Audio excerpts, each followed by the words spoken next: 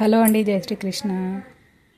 మనము puff sleeves కానీ normal sleeves కానీ కుట్టేటప్పుడు ఈ టిప్ పాటించాలి.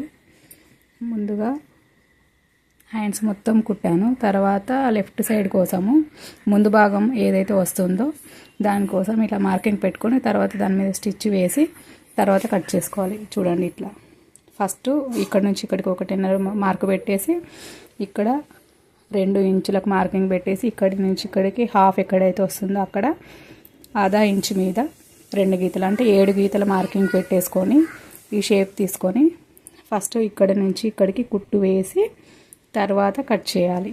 అలా అయితే మనకు చూడండి, ఇది లెఫ్ట్ సైడ్ వచ్చింది కాబట్టి ఇది రైట్ సైడ్ రావాలి అనేది గుర్తుంటుంది. ఇంకా కొత్త వాళ్ళకు చాలా చాలా ఈజీగా ఉంటుంది. ఇది పఫ్ స్లీవ్స్ అండి.